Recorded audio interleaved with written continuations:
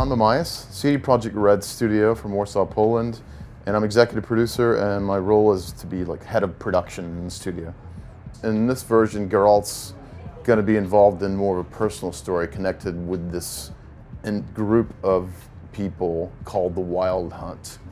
People, they're not actually people. And that's why it's called Wild Hunt. So it's got nothing to do with hunt. This title has nothing to do with hunting. It's about this group called the Wild Hunt, and it's an idea that came from the original books, but Sapkowski drew it from certain Germanic myth, I think, and that's all I can really say. If people want to find out more about that, they got to go read some of the books. But when you start the game out, you'll discover who the Wild Hunt is. That's part of the fun of playing, is like figuring out who these guys are. So that's kind of the story setting.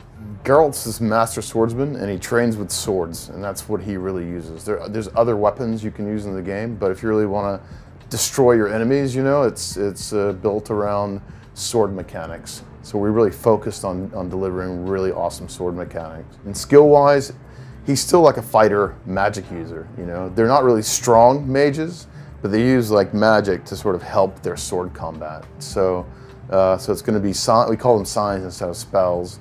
All of these things are progressive in the game. It's part of the leveling system we've got. These things all progress up, so your sword skills can progress, and the skills you use in magic can progress.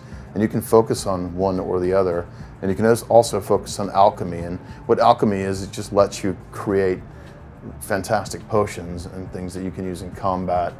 You can also create poisons and things for your weapons.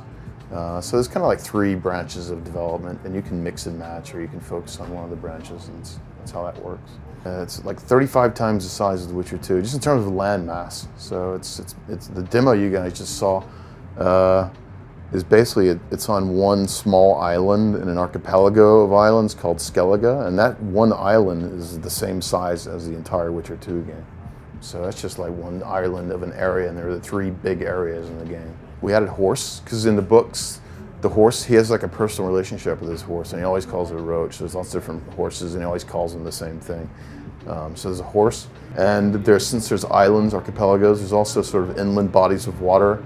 We had to build in a boat mechanic, a sailing mechanic to let him explore. Of course, the main thing is the main storyline, which is really non-linear, and non-linearity sort of breaks a lot through the story. So by the end of the sort of main story, you can have, I think it's 36 different kind of world states.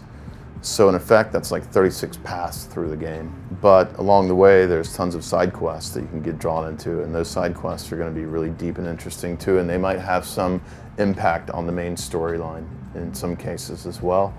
There's also a new thing called monster hunting, and that's what Witchers are really all about. They're about basically going to a village. The village is being terrorized by some kind of vampire or something like that, and then you have to go and make a deal with the guys that are terrorized to make enough money to go, because they're all about just making money. They're kind of like guns for hire, or kind of mercenary type characters.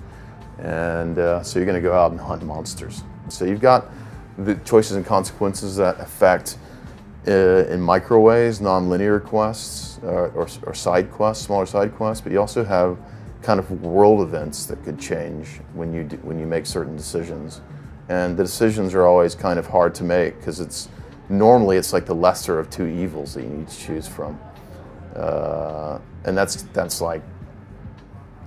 the main thing in the game, really. So in next gen, everything gets more realistic and even more immersive, but that's what everybody expects. The technology's ramping up, so the games kind of need to keep up with the technology, and the other way around. I think games, and the fact that gamers love games and they buy the hardware, kind of like drives the technology too. So it's kind of a really cool industry to be in, because we're kind of playing off of each other.